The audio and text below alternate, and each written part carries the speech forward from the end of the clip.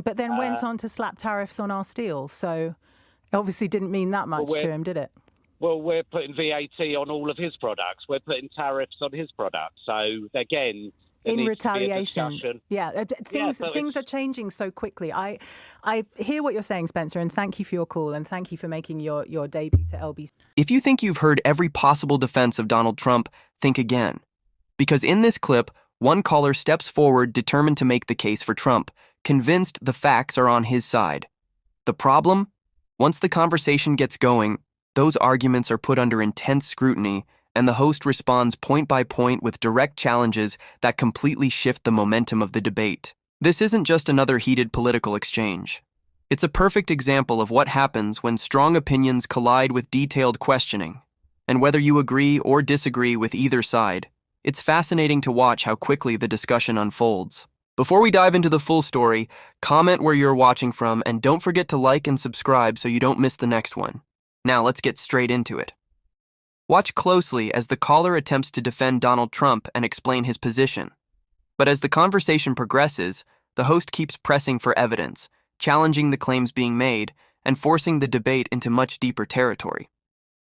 By the end, you'll be able to decide for yourself who made the stronger case.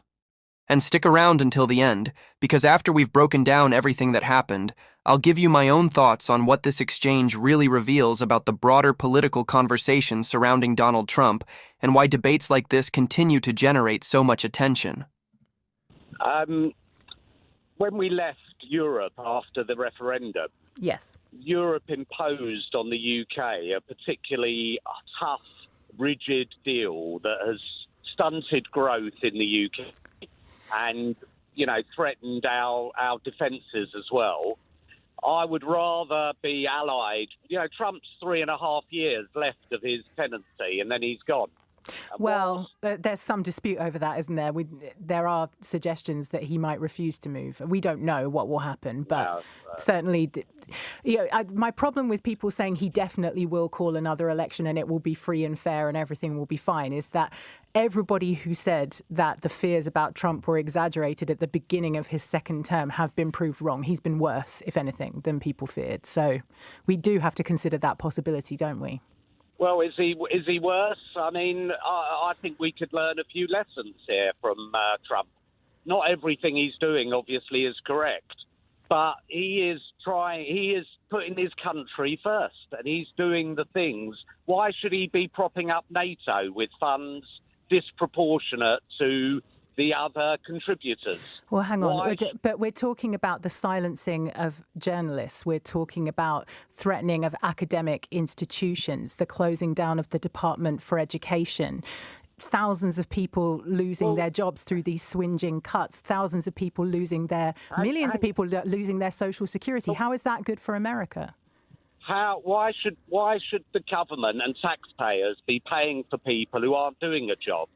Why should the department? We're closing down the NHS thing here because there's a doubling of duties and we're wasting money. Well, we're not closing down the Department of Education, though, are we? We want people to be educated to a high standard. And also welfare payments, so-called welfare payments, are shown to pay dividends in terms of the whole of society. Cutting them saves money in the short term and means that there are more expenses to the exchequer in the long term. Possibly, but what we're doing here is trying to cut out people who are robbing the taxpayer in welfare payments, and Trump is doing the same thing. He's just not prepared to pay people who are freeloaders. I don't think that you understand the extent to which Trump is eroding the very fabric of democracy and becoming an authoritarian. I'm not as clever as you. It's not a question of cleverness. It's just a question of looking at what he is doing and saying this is an authoritarian figure. This completely changes the world order. America was supposed to be the leader of the free world, and we were supposed to be allied with them, and Europe was supposed to be allied with them. And that has been the case since the end of World War II. The US administration's behavior has fundamentally messed with the dynamic of that, and we need to do something in response. So what should we do? We ally ourselves with the wannabe dictator? I think I would rather hitch my wagon to America in the long term on the basis that Trump isn't going to be there after 3.5 years than with Europe, who we've been at war with effectively for 500 years in one form or another, and who put us to the sword when we left, even as recently as 2016. Yeah, well, I take harsh. issue with your framing of that. They were very clear that there was only one type of Brexit deal that was feasible and that would be disadvantageous to the UK. You can't just allow people to leave a union and to have more benefits or equal benefits than they had before they left it. That defeats the purpose of a union. They were very clear on that from day one. It's our politicians that lied to us and said that it wouldn't affect us in the way that it has. Okay, I accept that. I accept that. Nonetheless, Germany, France, Spain, over 400 years, those alliances have shifted tremendously in all different directions. And as I say, I would feel more secure in England with America as my security blanket than Europe as my security blanket. And what about even if we were able to obtain some favour from Donald Trump, what about the fact that he famously turns on a sixpence, listens most to the last person who was in his ear, changes his mind at the last minute? What about the instability that brings about?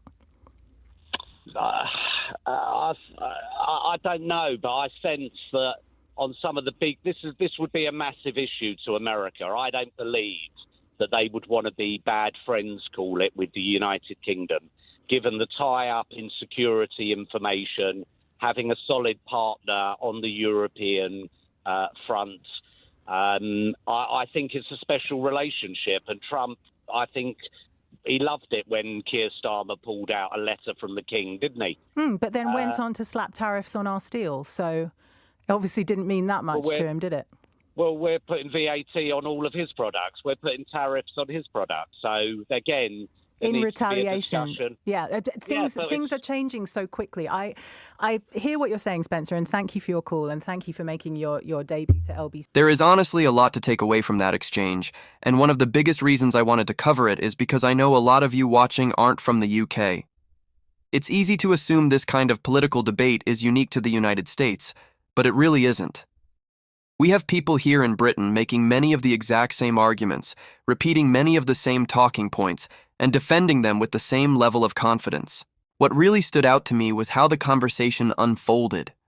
The caller came in convinced of his position, but as soon as the host started asking direct questions and responding with counterpoints, the cracks began to show. More than once, he ended up conceding parts of the argument or admitting that the host knew more about the topic than he did. That's what happens when opinions are tested instead of simply repeated. And that's why I think discussions like this matter. Whether you're on the left, the right, or somewhere in the middle, claims should be able to stand up to scrutiny. If an argument falls apart the moment it's challenged, that's something worth paying attention to. The host stayed composed, focused on the discussion, and kept bringing the conversation back to the facts being presented. That's something we could definitely use more of in political debates. Less shouting, more accountability, and a willingness to question claims instead of accepting them at face value. But that's just my perspective. I'd love to hear what you think. Who do you believe made the stronger case in this debate? Let me know your thoughts down in the comments. And if you enjoyed this breakdown and want more political commentary from an outside perspective, make sure you subscribe, leave a like if you found the video interesting, and I'll catch you in the next one.